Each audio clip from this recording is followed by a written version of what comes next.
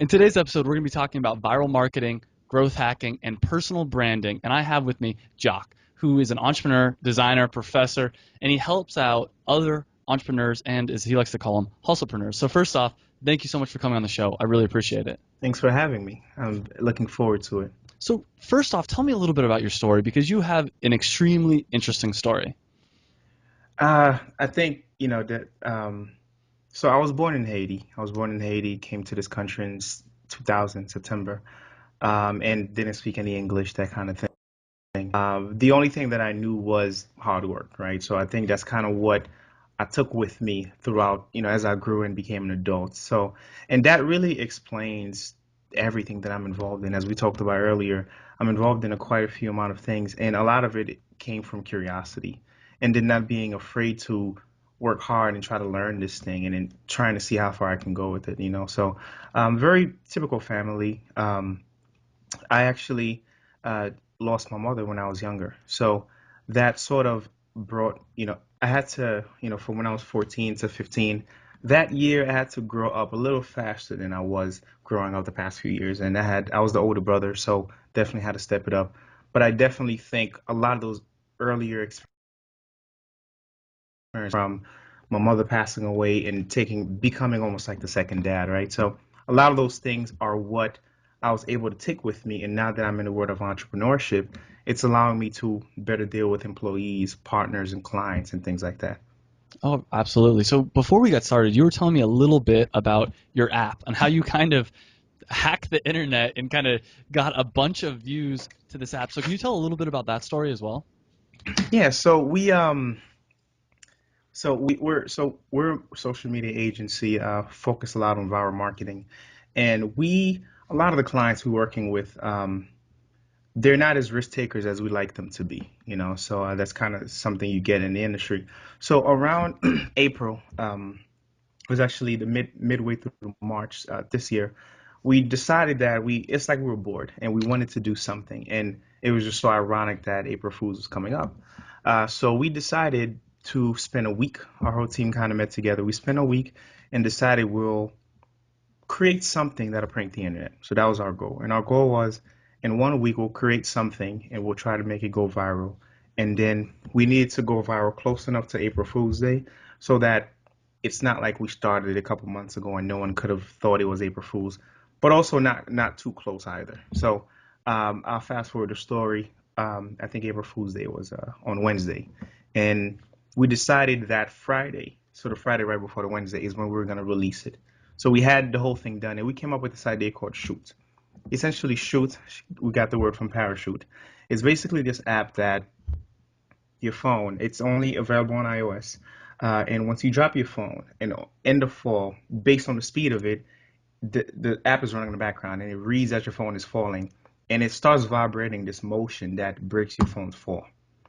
It sounds believable, especially with our copywriters, but it wasn't actually believable. I mean, it's not possible yet. Mhm. At least the technology doesn't exist yet. So we spent the week. Our designers got involved and designed the whole mock-up of the app, the screen.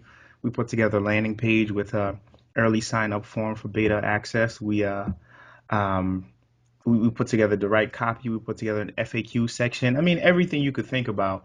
That we even we created social media pages, Facebook, Twitter, that kind of thing, and even created the founder, Daniel O'Connor. We created the founder for the app, so that no matter how far back you can go, there's some sort of. It was extremely believable that this app was real. So what happened is, so that Friday, we released everything. Everything was online. And our first ways of promoting the app, using a few growth hacking tactics, we went to Twitter and reverse search everybody who was talking about things like, just broke my phone screen or phone screen shattered, whatever it is. And we would respond to those people from the Shoot Twitter page and just say, hey, that's a bummer. Next time, we're here, stuff like that. And people started tagging their friends and letting their friends know, hey, didn't you break your phone? Stuff like that. Was this So all you did this by hand? You actually this wasn't automated at all. You'd actually go in no, and this was okay. not automatic. Just because that was the way to make it more believable, Mhm. right? I mean, by saying, hey, Angie, and let's say their Twitter profile name was at Angie with two A's, but you know what their real name is based on that. So we had to do it by hand. Hmm. But it didn't take much. We wanted to do that just from some early traction, just to almost test the whole thing out. So we probably spent about 2 hours doing that stuff. And I probably forgot to add, we also created a video, a video of the app working. And basically, we have a case study on our website, but on one angle, I'm standing there, I drop my phone, then it goes off screen. Then on another angle, we have the camera on the bottom, you just on the floor, and I dropped it from a very low angle. And so that we merge the shot together. And if you don't know video production, you would believe that this app really dropped from the straight through and it did not shatter. So we made the whole thing completely believable. And so through that early stuff we did on Twitter, we did it because we wanted, if anybody checked out our Twitter, we wanted them to know that this was a real product and there's actual activity going on. So that weekend on Sunday, we sent out a few press releases to some of the publications around the area. But we know the idea itself is one of those that every publication would want to be the first Hmm. to post about it. So we got interest from USA Today. We got interest from a bunch of really popular publications who wanted to interview us and interview Daniel O'Connor to to to basically put this to put this so they can get a quote for their story that they were going to run that following week. Same thing with the Observer and a bunch of other publications. So I'll fast forward the story. So on Monday, April Fool's was Wednesday. On or was it Tuesday? One of them. On Monday, Daniel O'Connor got an interview with the Observer, and he's actually a guy from our team, but he sat there, held his own, and just explained the app the way that it's explained on the website. And he made sure to stay on script, and they say nothing that's not already on the website. But again, I know the news, they need that proof. Hmm. And to step back a bit, our goal was we wanted 1,000 early signups. We wanted 1,000 people to sign up early for this app, right? So once Daniel finished the interview, he hung up. About the next morning, the Observer published an article about it. From that moment on, it just started going, right? So we got contact from TechCrunch and USA Today again, and everybody who initially contacted us, it was now expedited. Now they really wanted to get the story out. So we're talking about the day before April Fool's. Now this is Tuesday. So Observer picked it up. A bunch of other publications wrote about it without kind of coming to us, and I mean just a bunch of people who just wanted interviews. And it was overwhelming, but we were just laughing. It was awesome. And the day, so the afternoon of Tuesday, we decided that, you know what, let's just let these people know that it was a prank so that the next day they wake up, they know in advance before everybody else so that they're not, so it's not a shock to them. And it's just the good in us who decided to do that. So we contacted them and just said, hey, just a heads up, this was a prank. I mean, you were pranked and, feel free to spend this, have you, whatever it is. But at the time, we turn off our sign up form. Around that time, there was about 3,000 early signups on it, and this happened about course of maybe 4 hours. And then the next morning, I think the Observer actually they were not too happy with us, and they wrote a bunch of other articles about how they were misled, blah blah blah. They got to do what they got to do, but Yeah. it was just awesome because we got the whole team together in a week, right, and just produced this thing, and it just spread it. So a month later, we were like doing the analytics and just looking up stuff, and we had about 6 million impressions on the whole thing. Wow. So it was just awesome that we were able to come together in a week. And there's a lot of specific tactics we did, but most of it could just be given to growth hacking. That's really what got this app to just spread like that. So did you guys end up profiting at all from this, or was this just for fun, purely?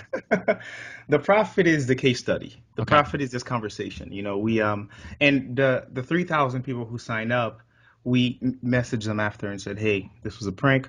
We'll be deleting your email within the end of this week." And we did. We don't. We weren't gonna sell it or anything like that. So Gotcha. there was nothing direct in terms of people sign up for early access, but no one actually downloaded it. It didn't exist. So yeah.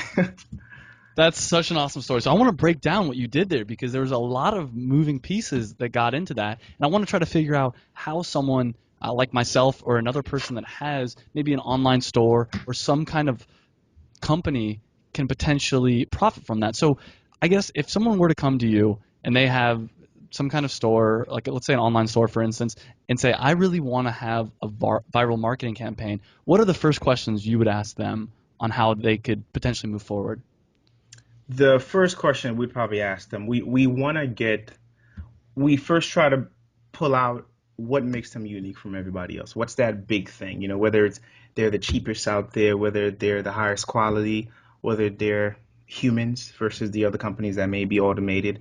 Whatever that thing is that makes them great and that what their customers really love about them, we take that and then we ask ourselves, how do we hyperbolize this and get this out there? How do we get this out there in a crazy way? Whether it's doing something that looks like it's completely on a whole nother level, but it ties back into the company. So the first question essentially is trying to get down to what makes them different, what makes them unique from everybody else.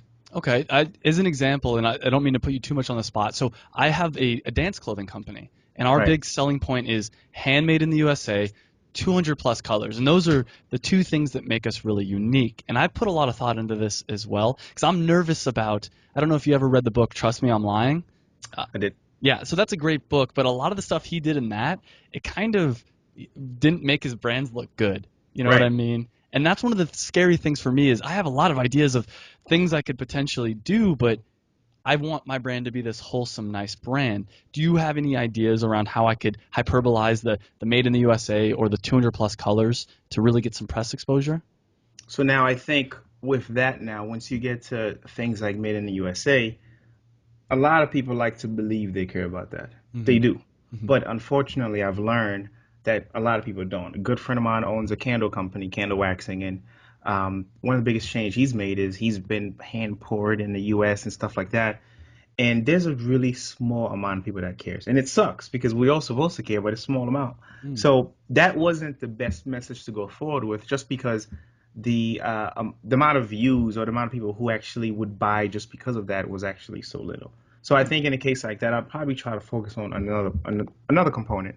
Now you said you guys have a lot of colors, right? That's probably our biggest selling point is because you can buy dance shorts in only like five colors at Walmart or from other companies. And girls tend to want light blue or dark blue. They don't just want regular blue. They want lilac or whatever kind of color. So yeah, that is one of our big selling points. Okay, so for me, just context. I don't know as much about the industry, so it would be this kind of conversation we'd have so that I can learn as much as I can. So typically, other companies or other brands, they don't have more than 5 to 6 colors, and you guys have how many? 200 colors, a ton. Wow, Well, it's 200. all made to order, so we are able to offer a ton of colors because we don't make it until you order it. So we just keep stock of fabric, where other companies keep stock of all the individual items. So that's Yeah. kind of our unique selling point. There's this thing that I've never done this. I've Okay. wanted to do it so bad, and there was this thought I had, and I do a lot of kind of experimental things, and so I had this thought of trying to make something go viral, something completely irrelevant, but very similar to that first Kiss campaign. I'm not sure if you've seen it, where they No. had strangers come in a room or something like that, and they kiss each other for the first time. That thing like just spread overnight. Okay. But then that was really, and I think 2 million views the first day, something like that. But the whole marketing was actually it was a clothing brand. They were all wearing the apparel of that company. Mm. So I mean, it was completely irrelevant, but eventually they came back out and they let it know. So I'm thinking even I know you're on the West Coast, right? Hmm. Yeah, so I'm headed to LA soon, next few months from now. So I've not actually never been to LA, but I know in New York City, just like a very simple, easy to execute idea is it's very common to see dancers in the subway. It's a common thing. You know what I mean? So now I'm just imagining you see dancers every day, they have their streetwear or whatever it is, and they may try to sync with their clothes, but it's never too crazy. I'm just thinking, I know it would catch a lot of eyeballs if there were a bunch of dancers dancing together, all wearing either the same thing or the same, they're matching in a certain way, and those colors were brighter than, average. I mean, we're talking about colors that people just don't see every day. Gotcha. I know that that alone would at least grab the attention. It would not only would it grab attention, it would grab and people would want to actually share. Mm. So now the question is, what are we doing? I think if you were able to find just a a crazy dancer. I'm talking about somebody who's abnormal. You see those videos online, those videos that go viral of some guy doing some trick that just nobody could do. You tie that trick or that talent to that clothing, to the brand, and then you create this video. Let's just say hypothetically, there was, I don't know what the clothing look like, but maybe there's a logo there with the website or something like that. What will be shared online is the skills, right? It is the great skill of this guy doing flip, whatever he's doing. And I only say New York City subway because it's very common to see dancers there. So that's what people are sharing. They want to be the first to tell their friends, like, "Oh man, did you see this guy? This is crazy. You need to see this." But what's happening is, as far as that guy's talent is going, your clothing is going with them. Somebody. It's not going to be 100%. It's not even going to be 50%. But there's a high percentage of people that looks beyond the dancing, especially people who's into fashion, people who's into basically your customers. Yeah. And they look at whatever apparel he's wearing. If there's any indication of brand name or a website or something like that, they're going to look deeper into it.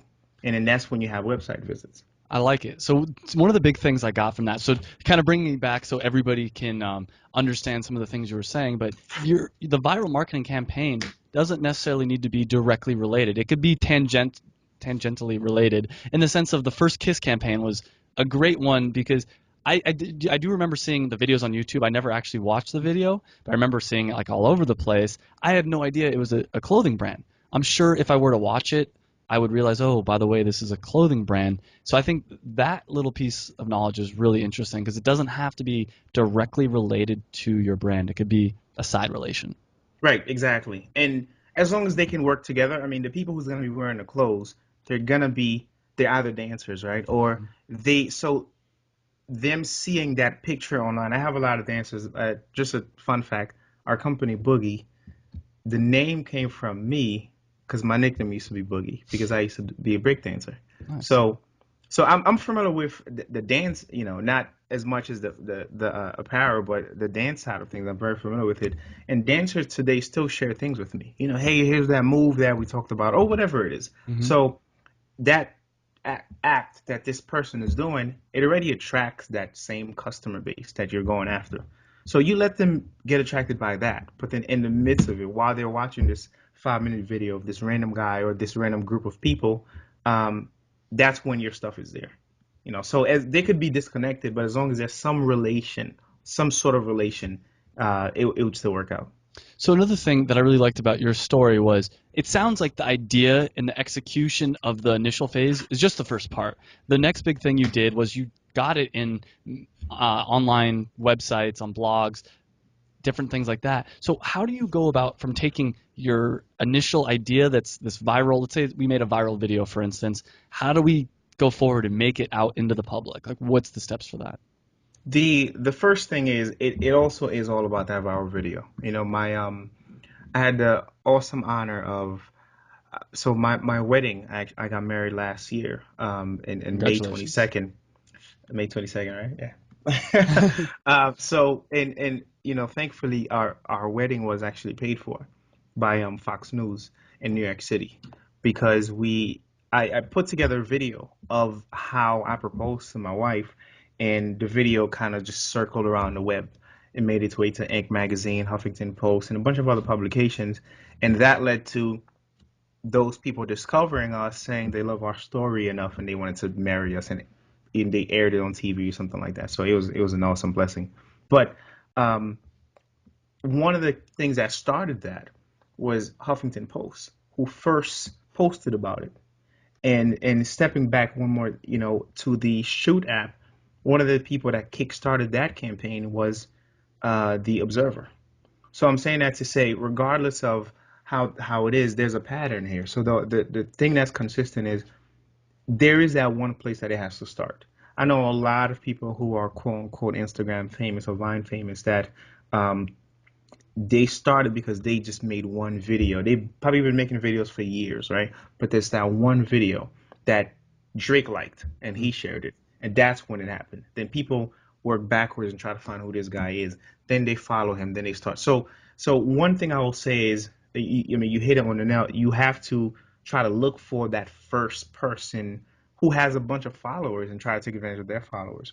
Now, with that said, it may be important to know to have an idea on who that person will be first. In the case we just talked about of the dancer, whether it's a national dance organization, a famous dancer, or something like that, somebody who'd actually appreciate it. If you can somehow, whether it's you know, I mean, there's something as plain and simple as just tagging them on Twitter, right? And just saying, hey, person name, check this out. And if they're really intrigued by the moves, then they can just naturally by themselves share it. But stepping back a bit, there are people like that who will take money for a tweet, or who will take, I think on Instagram, there's a bunch of people out there with 100K followers who take money for a post. And Hmm. sometimes that post, even if it costs you $100, right, that's what you need to kickstart the whole thing. But it depends on how good the content is. So back to the thing with me and my wife, our story was very compelling that once it happened with the Observer, I'm sorry, the Huffington Post, um, everybody else wanted to share it. Everybody in our community, from marketing folks, because that was their, because the whole thing was about we met in college and things like that. So marketing folks wanted to share, like, oh, another entrepreneurial marketing story. Black folks wanted to share, like, oh man, black love, and young people wanted to share, oh man, young love, right? So it already connected to a lot of different audiences who will then share it, and the same thing with and to give you an idea of how the Huffington posting happened, I'll tell you exactly what I did. I basically worked backwards and I went to their website and found who have posted anything about weddings in the past few whatevers. So in the same note, find people who have posted about clothing or your piece, right? And those people, either their email will be right there on the website, or there's other ways to reverse engineer it and find it. And I Hmm. have wrote an article about that on my blog. But you find that, just send them an email. And it could take you a second. You send them an email saying, hey, I saw you wrote about this last time. I have this really cool thing to show you. What do you think? Even if something as simple as that.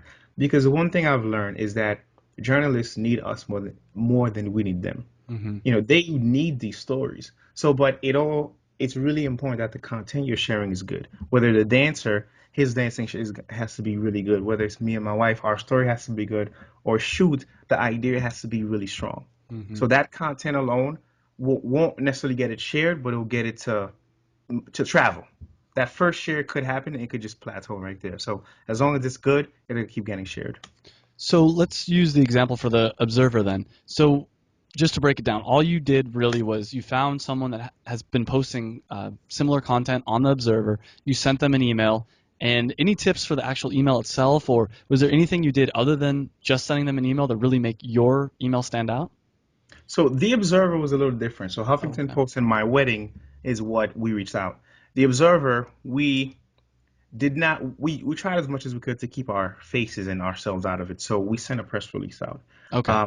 There's like a list of startup writers, basically the same thing that we do. There's somebody who done it before and just made a list of like 500 startup writers, and I think I saw that on like Producon, and it's like $10 for a whole 500 list of startup writers. So Mhm. I knew they would be interested in that type of content. So we just wrote a press release. My wife actually put it together. A very compelling press release that talks about the founder, why we came up with the product, how we came up with it. Here's the screenshot, things like that. I don't think the Huffington Post message was very informal. It was, hey man, I saw you posted blah blah blah.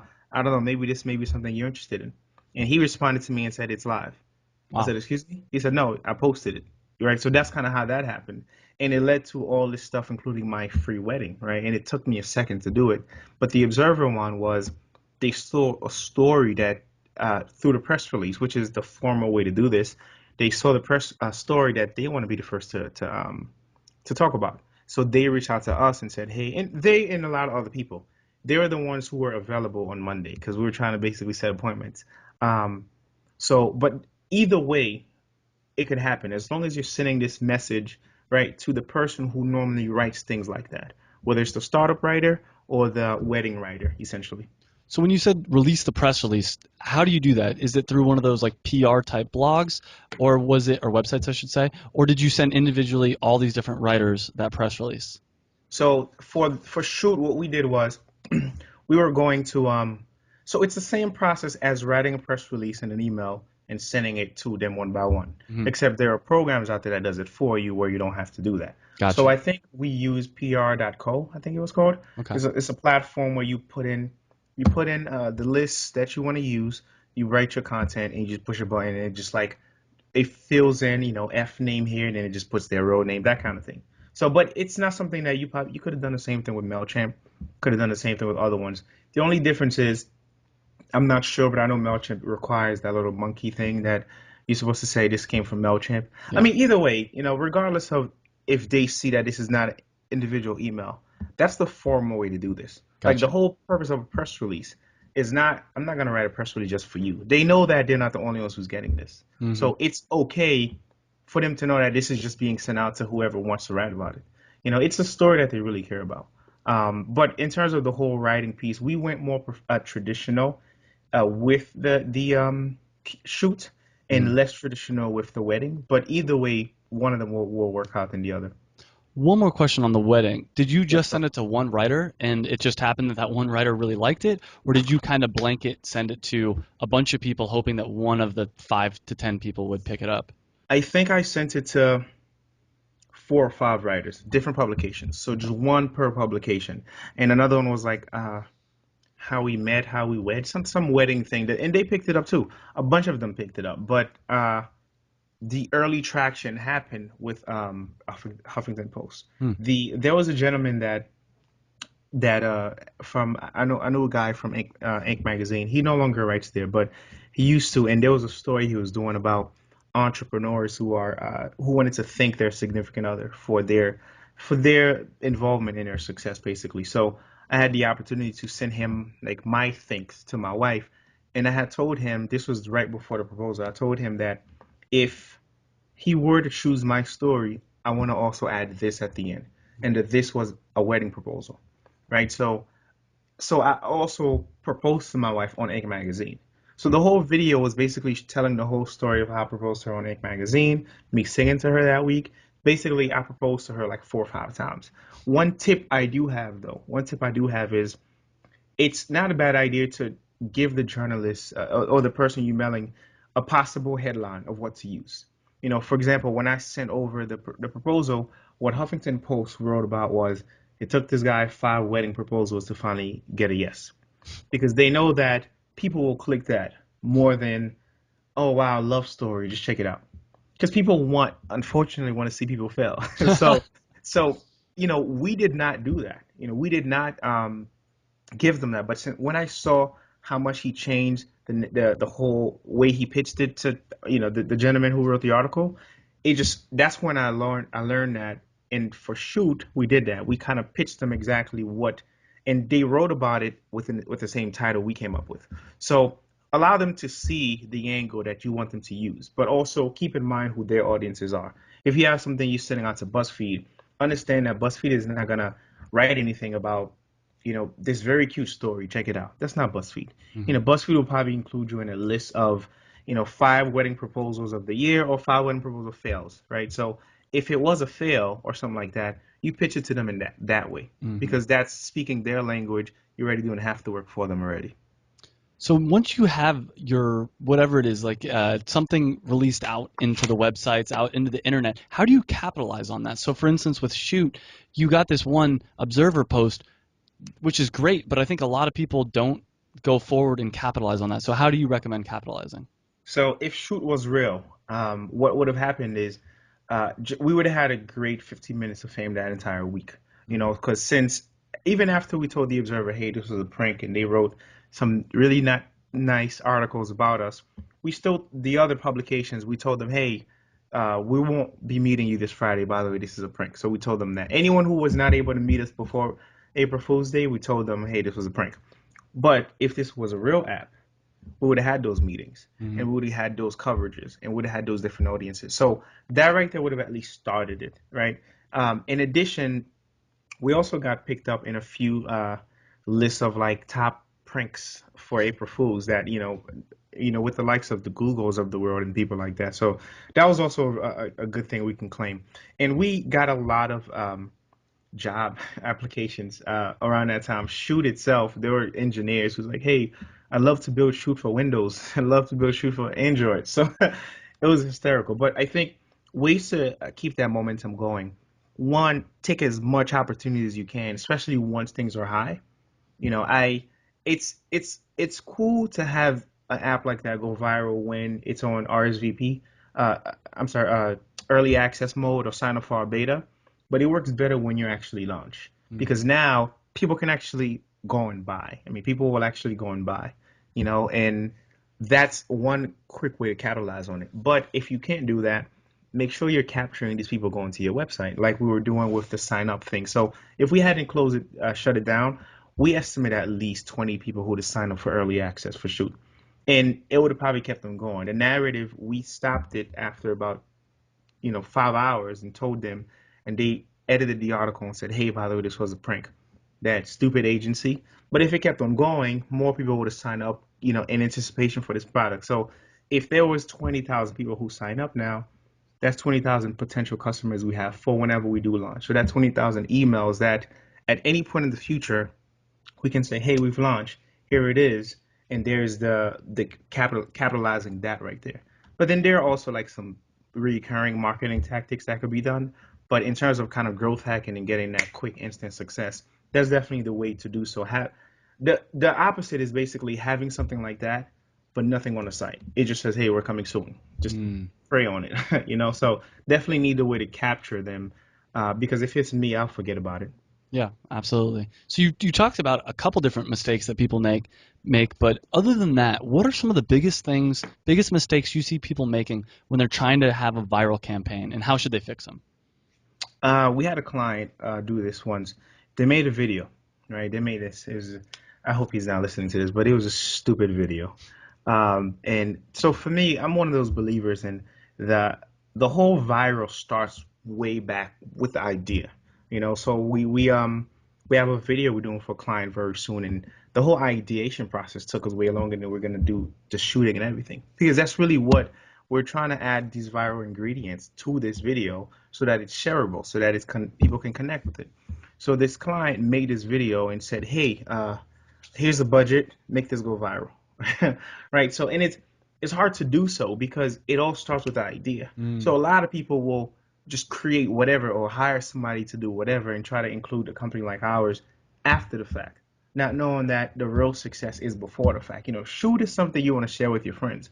But if somebody said, "Hey, I have a social network that you can use to send messages and send likes and stuff like that. Here, make it go viral," you didn't give me anything. This exists already in many different ways. You know what I'm saying? So it starts with the idea. A lot of people don't realize that a lot of times we could do whatever we do, but it's really the idea. Because nobody would wrote on it if it wasn't a really good idea or the content back to that was really good. That's a great answer. So I kind of want to shift gears here a little bit and talk about you. And you do a lot of stuff. You do your hands are in a lot of different pots here. And how do you find time for all this? How do you do so much with so little time? So I think it's what fuels me. So my background. I mean, I guess to kind of go through it, I started the barbershop when I was in college, my freshman year, out of a need for, I have to always get my hair cut, and the where I moved to college, there weren't too many barbers who actually knew how to cut my hair. Hmm. So I went to YouTube and Google and kind of and bought clippers, and then it was for me, but it turns out a lot of the other students felt the same way, and I was cutting about 20, 30 hairs a week in my dorm room. Don't tell nobody. But you know, through that, I started designing. I started designing for nightclubs and things like that. So the whole balancing thing, I started from a younger age. So I was cutting hair, and then I was cutting hair of the people who's going to parties that I made the flyers for, and then I started hosting my own parties. And then when I had extra time, I did go to classes. So it was a lot to do back then. So as kind of we're talking about, as an undergrad, I used to wake up at 5 a.m., work the whole day, then go to classes around nighttime, full time, but around afternoon and night. Then I get back to work again. So I was used to being active for about 20 hours a day. So now that things are a lot more stable, I've learned a lot of different tricks and that to use to maximize my per hour output. Things that may take somebody an hour, I can get it done in half an hour. And then I can try to get it done in 15 minutes the next day. I have this motto of trying to be better than I was yesterday. So it's always trying to be better. And through those same tactics is why Boogie, our agency, we only have 4-day work weeks. So we don't work on Wednesdays. So today, my team is at home doing whatever they're doing, and I'm here talking to you and beautiful audiences listening. So, but it's us taking really serious, we really take prioritization and time management and to-do lists and things like that very seriously. Um, Go ahead. Yeah. So what kind of tips would you have? Because it sounds like you've been doing this for so long now that it's just become who you are. But if someone's listening to this and they're like, man, I want to be more like this guy. I want to work smarter and harder. Is there any quick tips or techniques that you could recommend? And I think what you just said is actually golden because a lot of people work hard and a lot of people work smart. And there's a lot of people like myself, who I consider hustlepreneurs, or those who work smarter and harder. You can't beat anybody who's working smart and hard. So the tip is some of the things that I do. So on Sunday nights, I spend about 2 hours planning my entire week. uh, my week from Monday till Friday and etc. So on Sunday nights, I know what I'm gonna do every single day, every single hour. And what that does is it makes it harder for you to get distracted because you already know what you have to do, and because you gave yourself those exact tasks, you start feeling bad if you're missing those deadlines to yourself. So every single morning I spend about 5-10 minutes going over my schedule again to confirm.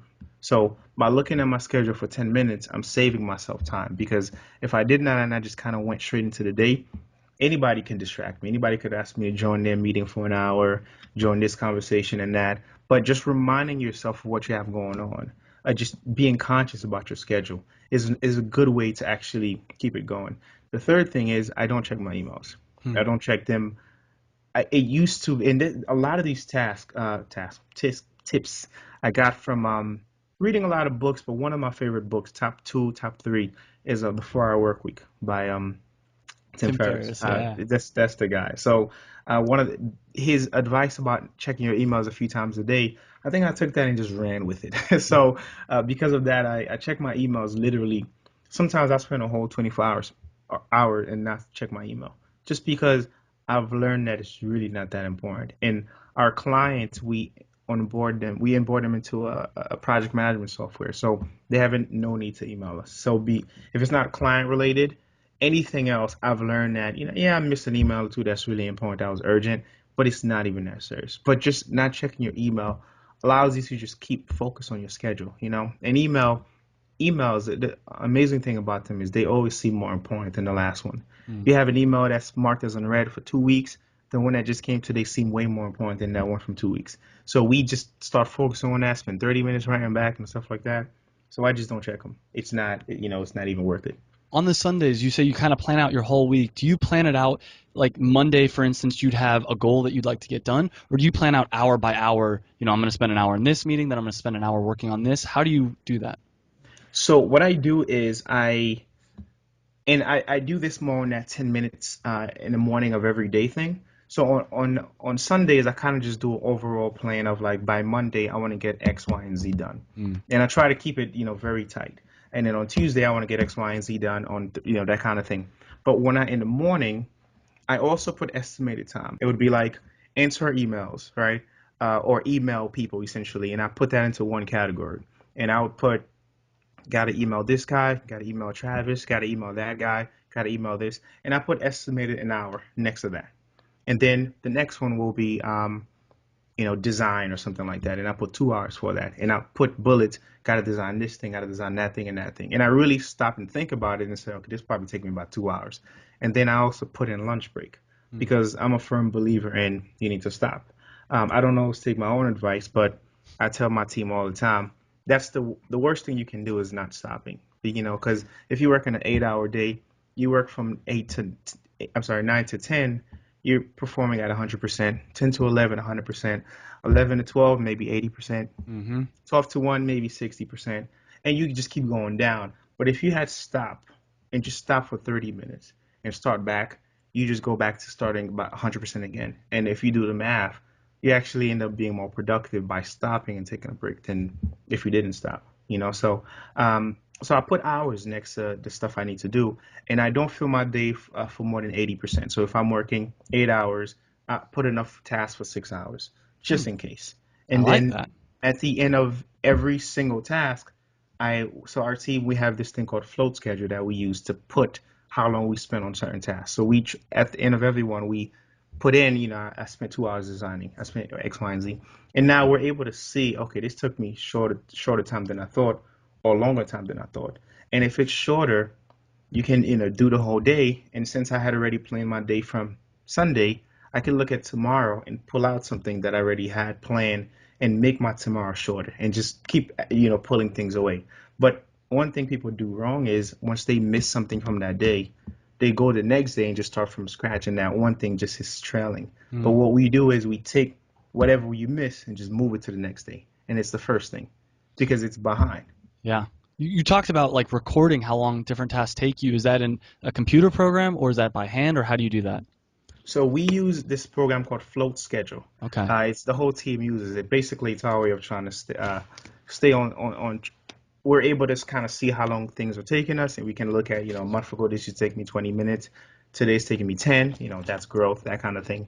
But it's a software called it's floatschedule.com. Okay, I'll It's check I it. think they were just in beta or something like that just the other day, but they came at the right time because it was a conversation we were having. Before that, we used to just alter the to-do list that we made. So like I would probably put an hour there, and then once I finish, I would just alter it and put an hour and a half or 30 minutes. So and I would just like go about the day that way. Great. This has been an amazing interview. I have one more question for you, and it's a big one. And it's what advice would you give to people in their 20s? And this is kind of general advice that you wish maybe you would have known earlier on, or you wish you could just tell the world. I think that the two first things that came to mind, one is it's never as serious as it seems. Just because we make a lot of mistakes and we get embarrassed by them, and we just think people will judge us. It's never as serious as it seems. But and the second thing is don't be afraid to work hard. There's a lot of ways to success. The only one that I know is working hard. That's the one that has worked for me, and so it's proven itself. And working smart and hard. So I think. Uh, Especially because we're young, we have the energy to do so. I have the time, I look at it as I have 30 hours a day. I do all this stuff and I still go to the gym every single day. I still go running and stuff like that. So we have nothing but time. But just don't be afraid to work hard. You work hard, you get what you want. Awesome advice. Where can people find out more about you? So I have a blog that I run, which is jacquesbastien.com. You can also get to the same blog with the domain name hustlepreneur.co. That's hustle, hustlepreneur.co. Not com, co. Still trying to get the com. So besides that, I'm on Twitter, Instagram, Facebook, and every other platform you can think about under Jacques H. Bastien. Awesome. I'll So put all the links in the show notes. Thank you, Jock, so much for coming on. I really appreciate it. awesome. Thanks for having me. Hey guys, I hope you enjoyed that video, and if you did, make sure you hit the big red subscribe button down below. You can also check me out on Facebook and on Twitter, and I release a new video every Monday, and by hitting that subscribe button, you'll get those new videos every Monday. And this is really a podcast. It's also a website. You can check out the website. It's howtodoyour20s.com. I'll put a link right over here as well. And what it's all about is trying to improve your life. And we specifically focus on things that people in their 20s are interested in. So make sure you like the video if you liked it, subscribe, like us on Facebook and Twitter, whatever. But I hope you enjoyed the video, and I hope to see you again on another video.